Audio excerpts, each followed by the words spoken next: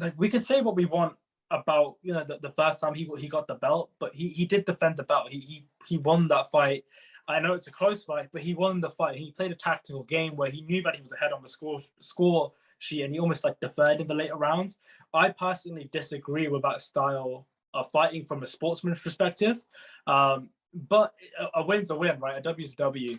But he's incredibly skilled. He's a very complete fighter, and he's competing in arguably. This is my opinion. I think bantamweight's the most like entertaining and the deepest division in the UFC. So I think that he's competing in the hardest division, and he's the champ. So he still hasn't earned his respect for whatever reason. So I hope he gets it on Saturday. Yeah, for me, it's also Aljo. I was rewatching the Peter Yan 2 fight. And on the feet, he's a lot better than I remembered, honestly. That first round, he was landing some good knees, some good elbows, stuff like that. Like he's got a lot to his game, you know. He's very crafty, and especially on the feet, you know. And I think his ground game is top notch. I mean, like it's like we talk about Charles Oliveira, guys like that, like he's up there for sure. Like that, when he gets onto your back, like that's it for the round, you know. Like he's either submitting you or the rounds he's going to be on there for the rest of the round. Like that's just how elite he is on the ground and in that position. So yeah, he's really well-rounded, like super well-rounded. Yeah, I honestly think that Aljo is honestly, like if he gets another win, I mean, you could say he's top 4 pound for pound. Honestly, like I don't mind that. I really don't mind that. I think Jared came on the other week saying Aljo is very underrated on that. And now I'm starting to really realize that too, you know, like, but then you have to put, but I don't know top 4 though, because then you have to put him in terms of talent, in terms of what he has to offer. I think he's top 4. You think he's ahead of so that would be Izzy, then it'd be Charles, and obviously Volk. So who would be number 4? I think Usman. I think he's in front of Usman. Really? He's got more talent. He's got more to offer than Usman. Like what does Usman have to? What is, like, you know what I mean? Like on the feet. Like no, I mean, here's the thing about the pound for pound list. The pound for pound list, as like, I really don't think it's fair to be like have it be skill for skill, because then all the lighter guys are going to be at the top of it. But I look at it as resumes, like who have they beat? And Aljamain, I think you could make the argument that he could potentially move ahead of maybe Francis, maybe be right behind. I mean, he hasn't been fighting either, you know. Like, yeah, that's a thing, you know, that inactivity can you know get you to drop on that pound for pound list. But back to Aljamain, like being underrated, I think that people clown him obviously because of the knee incident with Piotr Yan, but if you know, and also the fact that he was getting a lot of his takedown stuff by Piotr Yan. I mean, when your go-to and your plan A is to get takedowns, you get 20 takedowns stuffed. Like that's something for people to clown you with. That being said, he's still incredibly well-rounded. I mean, he's probably the most dangerous guy in that division when it comes to the ground game. And his striking is actually really good. I mean, he was piecing up Yan in their first fight before the 3rd and 4th round. Yes, he got dropped in the first round, but that being said, he actually put it on Yan, and you know, he landed at will in that fight. And again, we look at his fights like him versus Pedro Munoz, and you compare that to Sean O'Malley's fight against Pedro Munoz. I mean, Aljamain Sterling absolutely dominated Pedro Munoz. He landed 187 strikes and was a 3-rounder. And if you look at his strike differentials, and we're not even talking about fights where he was landing lots of takedowns, he has massive strike differentials in a lot of his fights where he can make his opponents miss because he's really fast. He's not that easy to hit. And, you know, I really think he's underrated. I think he's one of the most well-rounded fighters in the UFC. I just think people get too caught up into his fights with Piotr Yan. Like he's beat Yan once. That's great. And, you know, Piotr Yan is that good as well. Like it's very rare that you have 2 fighters that are that good in the same weight class.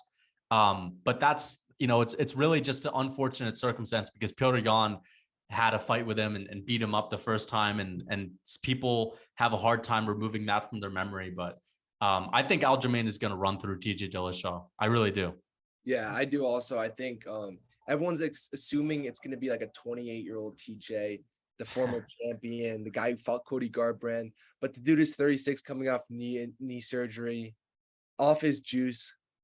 He's going to be so washed, and Aljo's just going to run through him and submit him in the second round without a doubt. That's the fight I'm the most confident about in this card for sure. I agree. Yeah. I mean, I really agree. I mean, like, TJ's comeback fight against Corey. I mean, like, yeah, he won, but like, did he really? Like, it's not a statement win, if you know what I mean. And when you're talking about these top tier guys, when you're looking at title shots and you're already been a former champion, you're trying to basically cement your legacy, flesh it out. Like, TJ's past his prime. He's not the guy he beat Cody in that emphatic fashion. He isn't him anymore. There's nothing wrong with that, obviously. He's just past his prime, and he edged out a win against Corey, but Aljo is clearly levels above. And if you look at that, like, I don't know, this is my opinion, if the higher rank is in the bantamweight division, I'm still sticking Yan over TJ any day of the week. Yeah, definitely.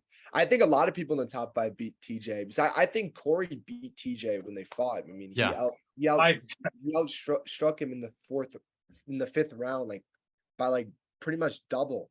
And they gave TJ that round. Like, I don't know what the judges were seeing. That was a mistake on their end. Like, he lost that fight. I think Corey beats him. I think Aljo beats him. I think Yan beats him. I think Chito Vera beats him. I think Chito Vera knocks out Tj Dillashaw at this point in his career. I think Merab maybe could beat him. Like, I just don't think TJ Dillashaw is elite anymore. He's not. He hasn't proved. The game has caught up with him, man. I think the game has caught up with him. Like, when was the last time he proved he was actually elite? Since the steroids. Since he was on steroids. That was the last time. So, and you also have to remember, like, how many times has he fought within the last 4 years? He's fought twice. Okay, he got knocked out by Henry Cejudo, which was 3 years ago, 3.5 years ago, and then he arguably lost to Corey Sandhagen. And since the Corey Sandhagen fight, he has had a knee surgery. He's taken off more than a year. He's only getting older. I'm guessing that he's probably not going to take the same risks when it comes to performance enhancement. So again, you're going to have a guy who is just physiologically not as good as he was at one time. He's 36, coming off knee surgery before the Corey Sandhagen fight, 2 years removed from the sport. I mean, Aljamain's the more active guy. Aljamain is in his prime. Aljamain is a physical presence. And Tj Dillashaw, I know he has a wrestling background, but he doesn't really use it. He doesn't really fall back on it all that much. And I'm excited to see how he deals with Aljamain Sterling's wrestling, because I know Aljamain is just going to keep shooting for takedowns, and he doesn't necessarily need to even take you down to get your back in the first place. So I just think it's only a matter of time before old man TJ is caught. And listen, I'm not even a guy who doesn't like TJ. Like, I think that he's obviously wrong for taking, performance enhancement drugs. That being said, I just don't see him winning. He's just too old. To me, this is exactly like Dominic Cruz getting a title shot against Henry Cejudo in his comeback fight, and Henry Cejudo outstriking him. And, Dominic Cruz, most people would think, oh, he's the better striker. But Henry Cejudo showed that the game passed him up. That's what happens when you step away from the game for so long. The game passes you up. And I really think that Aljamain Sterling has been moving and evolving with the MMA game, and his striking is actually pretty damn good. I mean, you wouldn't be champion if he didn't have decent striking. So I think this is it for him. So